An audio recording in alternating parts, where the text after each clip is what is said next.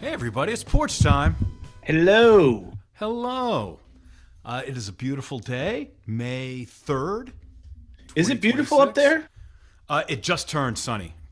Because It's it has been raw and cold. I haven't been able to get my fingers warm all day. I don't That's know. not like you. I know it's it's like 48. Yeah, We've had the fire on. I'm not a fan. it And has we watch been soccer at cloudy. some windy, cold times. Oh, May soccer. Oh, Oh, outside, April, yeah. May.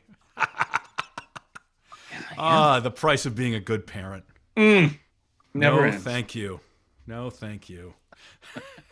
Speaking of standing on the sidelines of various Massachusetts pitches, we have a guest today.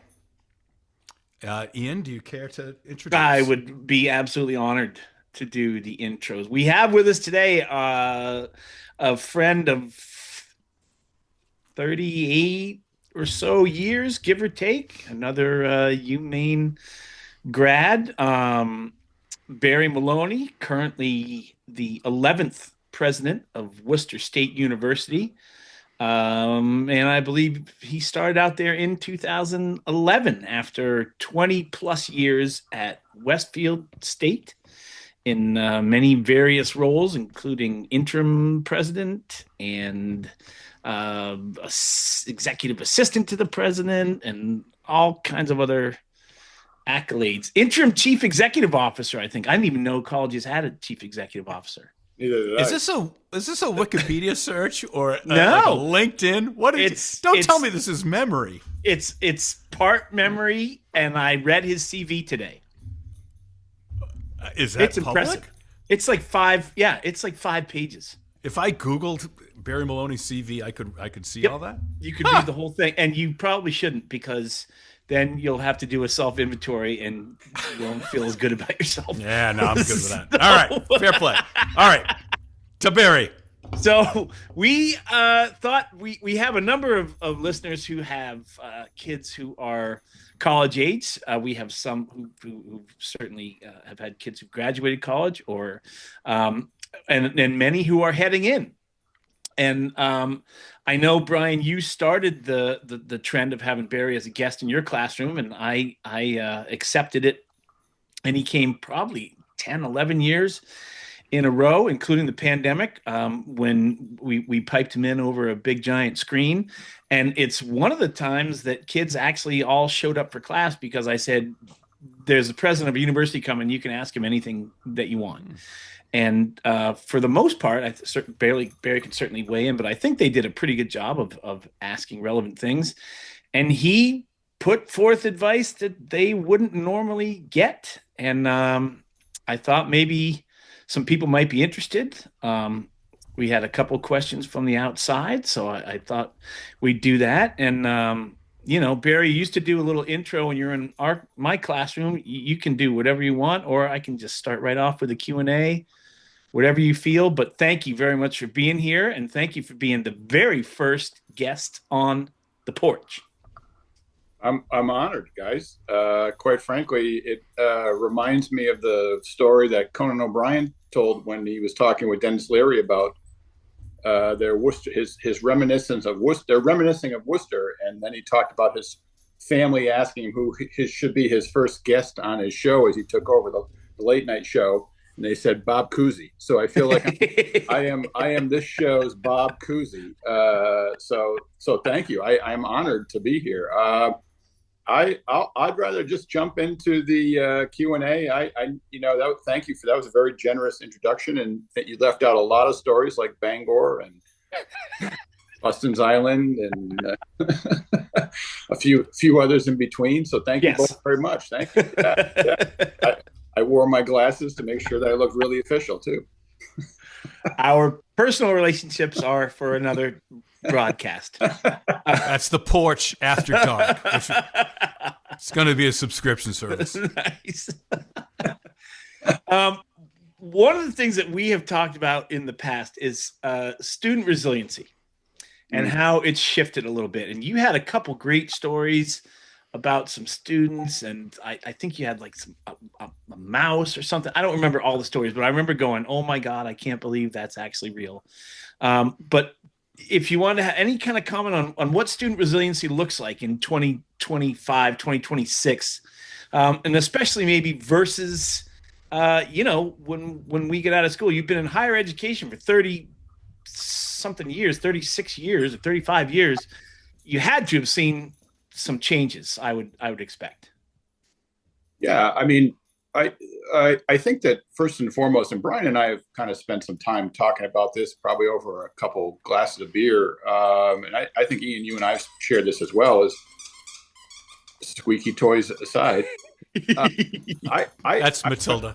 I want to start off by simply saying that I think kids today are more resilient than they're given credit for. I think the narrative that sometimes gets put out in, modern times is these kids are fragile, they're anxious, they're not plowing through real stuff in life. And I think there's lots of real stuff going on right now. And I think these young people are navigating it, quite well. I personally sometimes look at the parents who fall into, by the way, our generation, guys, let's put our parents out, in a certain category now. They've done their work, and now it's on us. And quite honestly, the helicopter approach that we've taken hasn't really panned out real well, So if anything, I think the resiliency is there. It's the expectations that sometimes are skewed. And I would also say that while the young people are very resilient, they're still hesitant to get outside of their parents' thinking in terms of, am I allowed to do this? And I'll tell a really quick story. We take every year about 15-ish students, maybe sometimes a little bit more, sometimes a little less, for an alternative spring break to Washington, D.C. And last year we took a group, as we do every year, and one of the students was a female student who was, a student leader on campus. She's now at GW Law School on a full ride, and we took her down, and what really got her stoked to go to Washington, D.C. was the trip. And so when we got back, I said, "Lily, how was the trip?" And she's like, "Oh, it was fantastic." I was like, "Had you ever been?" And she goes, "No, I wasn't allowed to go." And I said, "You weren't allowed to go?"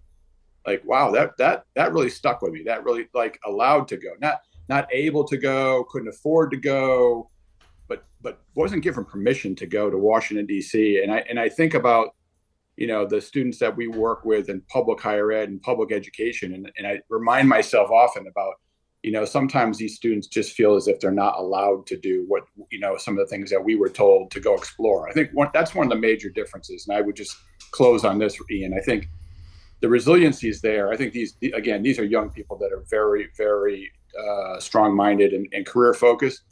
Yet I think they still ask for more directions than maybe we did, out of the gate. And, it's, should I step over this puddle, or should I, curl up in a ball? Should I get someone to carry me over the puddle? I think that's part of the things that I see. It's not the having the confidence. And again, I put some of that on, how they were raised in terms of, were they given permission to fail? And I think Brian and I have talked a little bit about that. I think you all talked about that on your last episode, which I think Brian was highlighting some of his thoughts about failure in academic and not being allowed to fail. I do watch these. Terrific. Yeah, Brian, did you? Yeah, so I remember an early story when it was I think a parent orientation where a parent asked you, Barry, who's going to wake up my child? Yeah. When they're at college, and that's not necessarily the kid's fault. I mean, at that point, No. Maybe a few parental balls had been dropped to get to that point.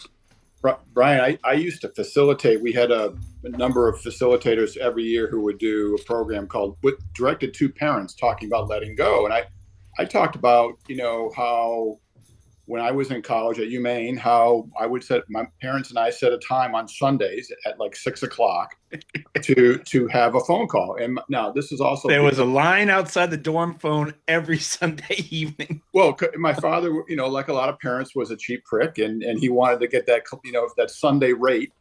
So make the collect call, and then he would call me back on the phone where I was at, so he'd have to accept the charges. It was all, a Jack Maloney game. He used to have a party line at the house too, which was another story for another day. And I was telling these stories, and one mother raises her hand in the session. She goes, "What are you talking about? Like, I'm texting my daughter right now while you're talking to me." She goes, "You don't talk to your kid all the time?" I go, "Well, no. Now, full disclosure, my beautiful bride of 30 plus years, who has worked in higher ed herself, still works in higher ed, and believes boundaries are good to set.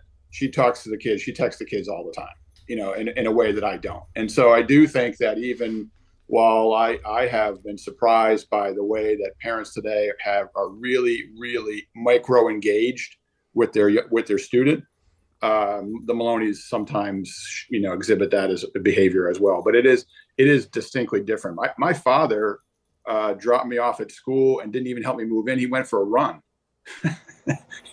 And my parents, when they brought me up to Orono, dropped me off and then went to Bar Harbor for the weekend, and then came back to pick me up at the end of orientation. They didn't participate in orientation at any level. They were just like, it wasn't quite Norman Rockwell being brought to the train station, but it was not what we got today, which is micro engaged.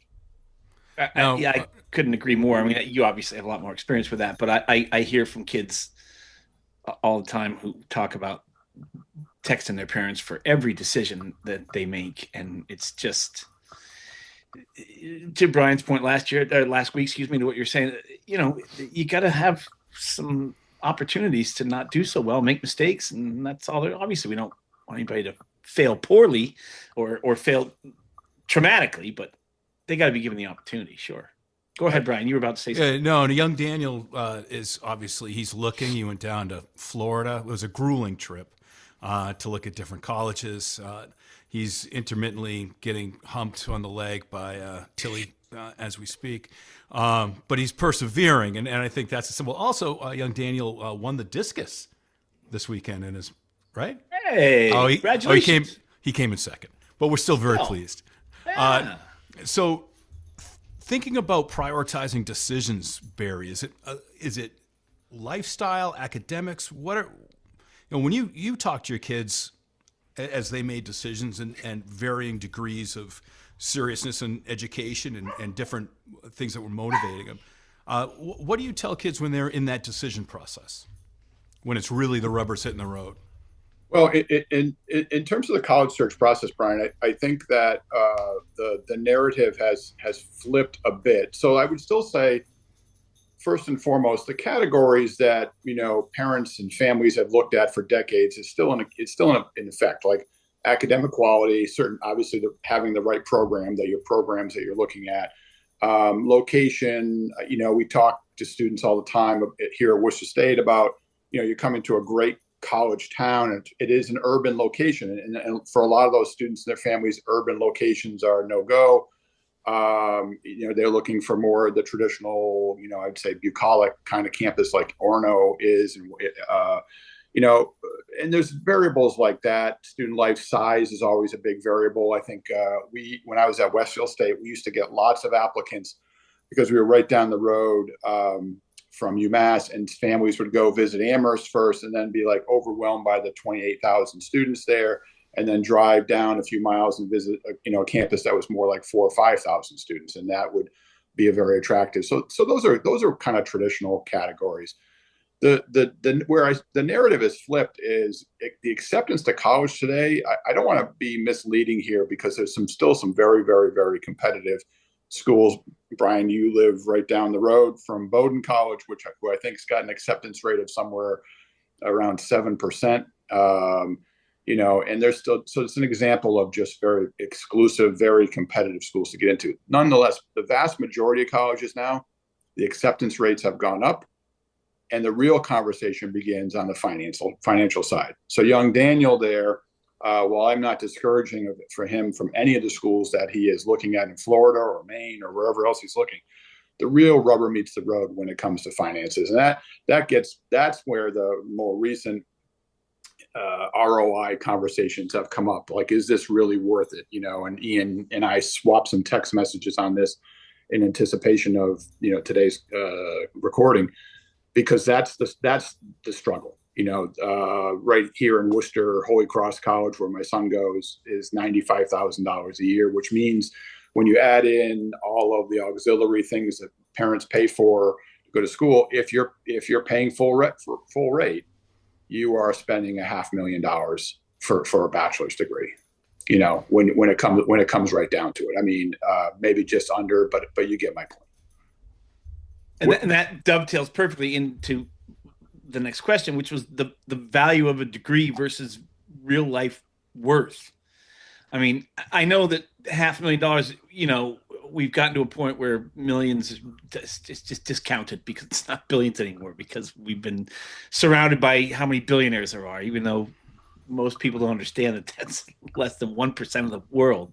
But has it changed, or how much has it changed when obviously salaries have gone up for the most part. I don't know if it's commensurate with the same scale as tuition. I do know that I see in the news regularly smaller schools are closing. And I know certainly the pandemic hit a lot of them. I know that some of the online classes take their toll. I don't know if it's too early to see if the community college waiving tuition for certain people, if that's taken an effect yet. But so at a school like that, and it doesn't have to be Holy Cross, whatever you think, I mean, the value of a degree versus real life worth, how long does it take to recoup that? Especially because I think the government's still loaning at 7.9%, which is crazy. That's higher than mortgage loans. That's higher than car loans. It's higher than anything. And that's the thing that should be the most affordable. But anyway. I think, Ian, it's a kind of a double-edged conversation. First and foremost, higher education has kind of been predicted to kind of be going through what it's going through right now for years, where the costs have just gone up beyond inflation. And so, colleges and universities across the country have built out infrastructure on their campuses, taken on projects, debt that they shouldn't have, to build out amenities that they believe are going to satisfy, the prospective student and their family. UMass Amherst touts itself as having the best dining program on campus for their students. I don't know that I ever thought when I applied to college about the dining until I got there and found out that the food service in Wells Commons sucked. But even then, guys, let's say it out loud. We were offered, the shepherd's pie or the salad bar. If you didn't eat the shepherd's pie that night, you were eating the salad bar, or you were going to go to Pizza Dome and get a pizza that was half cooked. So there's all these amenities that have been put in place that have added cost. Sure, salaries have definitely gone up. I work in a public higher ed environment, which is a unionized environment, and wages go up. They're just cost of living increases that need to be paid to make sure you retain talent. On the other side of the coin, I think, we have to acknowledge that we're a consumer-driven, brand-driven society where, my Ford's not as good as my, Mercedes kind of thinking. And so when that gets applied to education, which is in my opinion, it should be into a category unto itself. And again, I'm talking with two other public educators here. I think the three of us all represent, people who would champion public education and public higher education. But yet, the brand specificness of, where we are as a society also permeates higher ed's world as well. And so I can't, go to USM and be viewed in Maine as being viewed as going to the same quality institution as I do if I went to Bates or Bowdoin. And I think that's out of whack. I'm here to say, that students at Worcester State get an outstanding education. Many of my programs have professional licensure exams at the end where we have near 100% pass rate on our accountancy licensure exam acceptance. our teacher exam acceptance, our nursing exam acceptance. These are national exams, but my students are paying $12,000 a year, compared to the 95 that I mentioned. So I think that the consumer in some ways has to be blamed here as well, because we've walked ourselves into this situation. And again, I've had conversations with other friends who, when I tell them I sent my 3 kids off to college to learn how to learn, they laughed at me. You're like, oh no, you gotta be preparing for a career in something, right? Like, what it must be a thing about law. No, I just want them to learn because everything else will take care of itself, right? I mean, if they don't know how to read and write, and again, I'm talking to a couple English profs here, writing permeates every discipline. If you can't write, you're screwed. Daniel, you're screwed if you can't write. Put down your AI, put down your Copilot and your Chat GPT for a minute and figure out how to write. You'll go much farther. Well, so I think it's a double-edged sword, guys. I do think that colleges have, I think what's going on right now is there's a demographic cliff where there's now fewer students, and so that the competitiveness for those students is now really getting strong, and you'll start to see lots of schools fail. And I think that those who are going to fail first are going to be your small regional privates, but I don't think the public institutions are going to be immune to that. The UMaine system has reinvented itself a couple times over the last couple decades to try to address some of the changes that are going on, and just in terms of the demographics in the state of Maine. I think Maine, Brian, it might be the oldest state in the country in terms of the average age. Oh, yes. Yeah. Old and white. More than Florida? Not the white part, but the old part? I think so. Okay.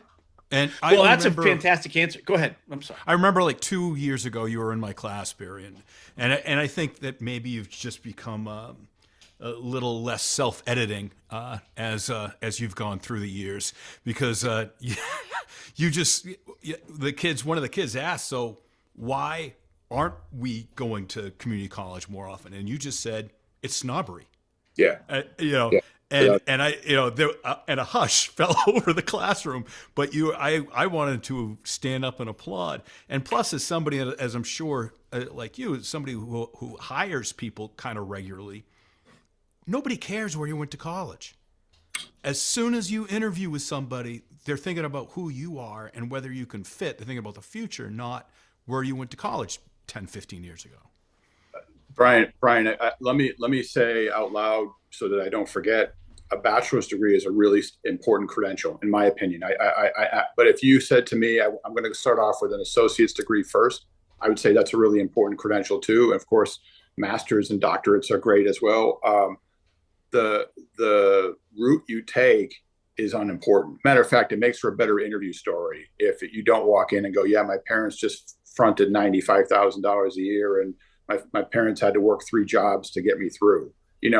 The way you navigate it really tells a better story about you as an individual. And, we are in Maine and Massachusetts are 2 states that have free community college. And I think lots of students should be thinking about that option first, because lots of students, still don't know whether more school is for them, and why not explore that in a really low cost way, as opposed to where lots of families go is I got to send my young student to a school that's, prestigious, and this is the most prestigious school they can get into. Meanwhile, that school might be failing that if financially, and quite honestly, I'm not sure, fill in the name of your small regional private that they're giving the same high quality education. And we hear from employers all the time that the Worcester State students that I work with are better prepared. And again, I think there's a link to they value their time in ways that I think others don't when it's being presented for them or propped up for them. So I think, again, this is not a rain cloud on anyone's plan. I'm just saying, be smart about the finances. You can get through with probably, a debt that's under $20,000, and that's for a bachelor's degree. Now you can categorize that as going, that's a cheap car. And especially when you have 10 years to pay that back, as opposed to 3 or 4 or 5, what you would have in a car loan. And that 7% interest rate, Ian, is a little higher, but it's lower than credit card debt. True. And so I think that, it becomes a credential that I still think is door opening. And there are multiple ways of doing it. And I think you can even still get away to do it. Like you don't have to be tethered to your, current location either. Awesome. Again, excellent answer. And I fully support the idea of college, and not just for the education, because it's the original social network. It's where you're going to meet your people, and it's where you're going to develop your own personal skills. And I was talking to Em about this earlier today, and we were talking about Oedipus and her Oedipus essay, and I was like, well, he was 18 and he was arrogant and had a lot of pride and thought he could escape himself. And I said, when I was 18, I thought I knew everything, and then I left the house and I realized I knew absolutely nothing. And I met all those people, and and then I threw in some John Lennon, because he said the more one travels, the less one knows, which I get is the irony. But both of you have traveled extensively, and I think college for people who want to examine themselves and opportunities, I think college is definitely the right thing. But I'm inclined to agree with you entirely that name recognition isn't what it once was. I'm sure that the Ivies certainly hold a certain place for people. I don't know how much, but private schools versus state schools, I know so many kids who are working the same jobs as kids who've been to private schools, and they graduated from Massachusetts state schools and they're doing just fine.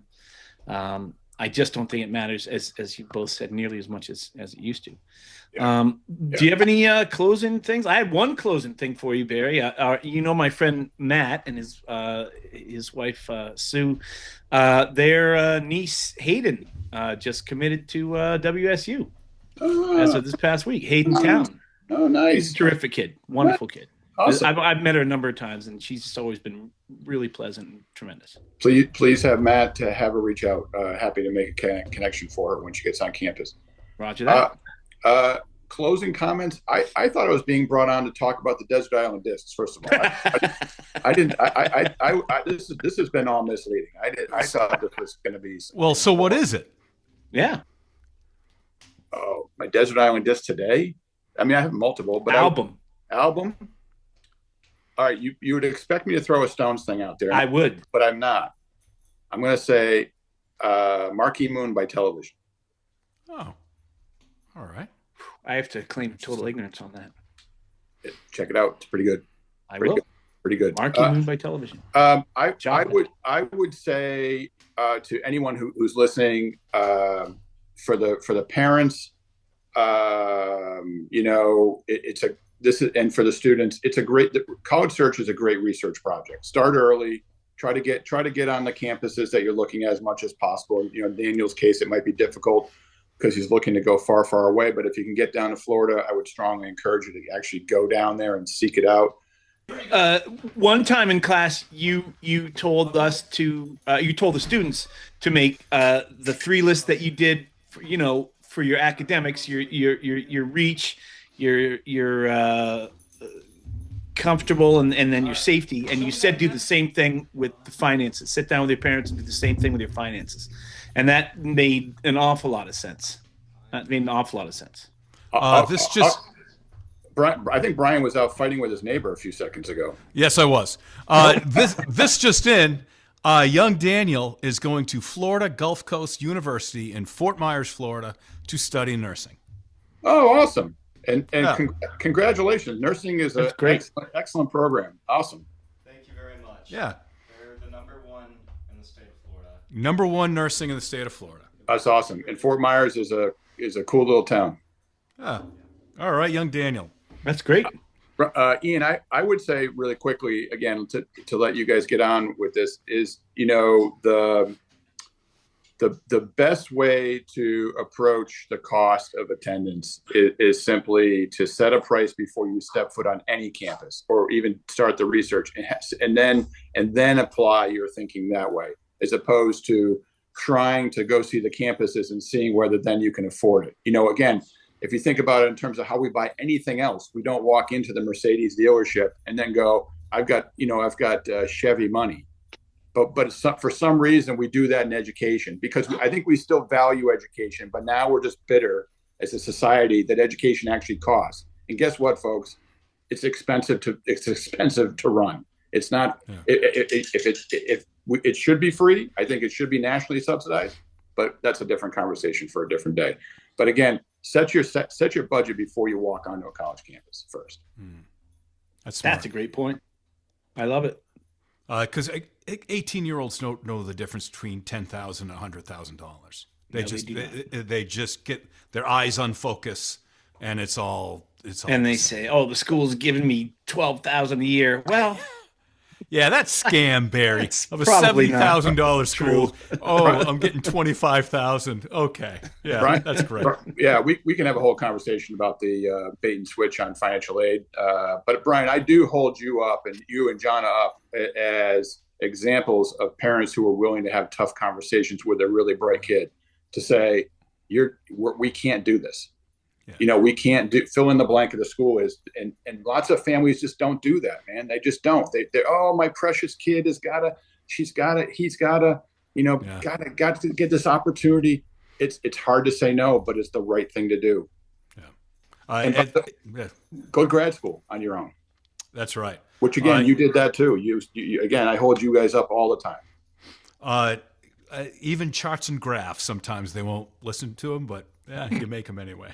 I cannot let you go, Barry, without pouring one out for not only the Bruins, but the Celts last night. Oh, gosh. So yesterday was a dark day in Boston sports, right? Like it really was. The Bruins, the Red Sox, and the Celtics all went down the hole. Celtics need a big guy, and I think Brown is a selfish player. And Missoula's insane, but they overachieved this season. Tatum not playing yesterday definitely hurt, but that's what I'm saying. You think he's on the floor? You think that's a different? So I thought White had a great game. Finally, he had a lousy series. Yeah, I thought if they should have won Game 5 and move on. They started Ron Harper Jr. He was playing in Portland. I don't know, 2 months ago. That was a CYO team without the 1950s gray sweatpants on.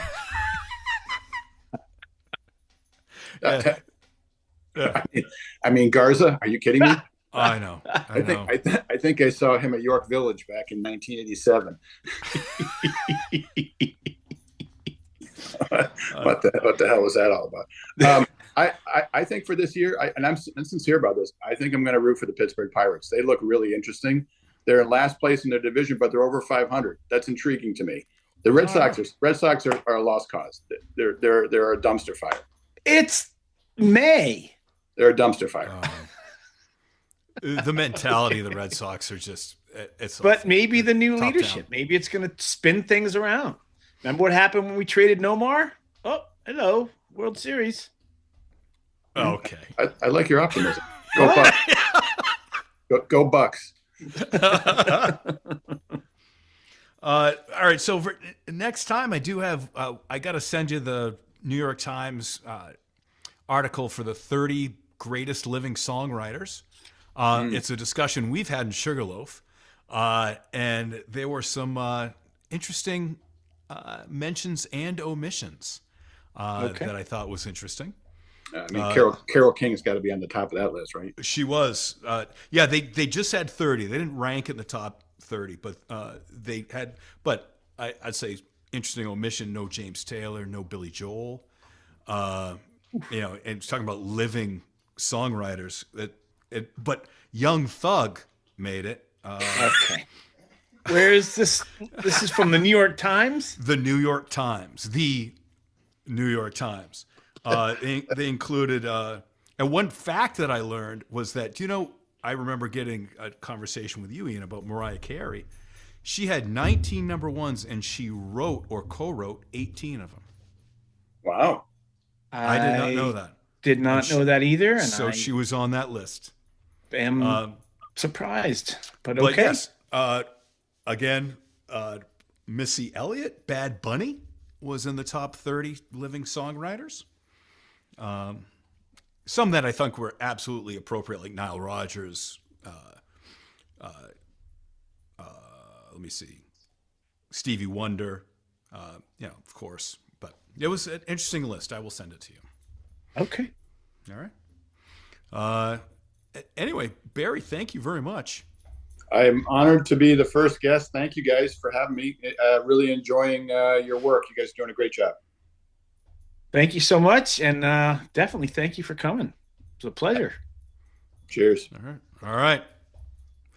See ya. Thank you. Thanks. I was just going to mention that a new reality show had come out, Divorced Sistas.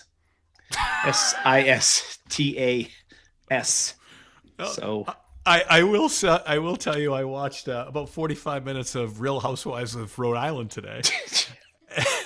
And this woman, 45. Bala, anyway, she had a Lebanese brunch, so you might want to catch that episode. Yep, I will put that right on the list after dating naked. There was all these, just incredibly rich, worked on people. A lot of diamonds, still hardcore Boston accents. It was frightening. I've seen the commercials on Bravo during my Top Chef time, and I don't. They all look sort of the same. They really look the same. Very much so. Very much so. There is a formula. Yeah. All right. I'll check that out. I think, Dan, I'm not sure if you got my email, but my cousin Jennifer did post a fantastic recipe, which we asked for last time, for the mac and cheese from Stephanie's on Newbury Street. Somehow she went underground at the dark web and found the Stephanie's recipe and it shared it. So I sent it to you, Dan. If when this broadcast, you can post a link to it or whatever. It's a Word doc. I don't know. However you could do it, because it sounds creamy, delicious. So I may nods try from it. young Daniel. All right. I may try it. And if anyone else wants to send any in, love to have the recipes. Always a fantastic thing. That's fantastic. What a great idea. All right. Hey, good Great to see seeing you. All right. Yeah, we'll talk soon. I hope so. And All right. congrats, Dan. That's great. Thank you. All right. Very excited. He's going to do the podcast. He's going to come up on weekends to help us out. That's all set. So he'll be We'll make it flying worth up. your while Yeah, absolutely. with all right. the advertising revenues. That's right. We'll fly him first class. We'll get Delta as a sponsor. It Boom. won't be a problem. All right. Delta and Depends. All right, big boy. Talk to you soon. Take care. Bye.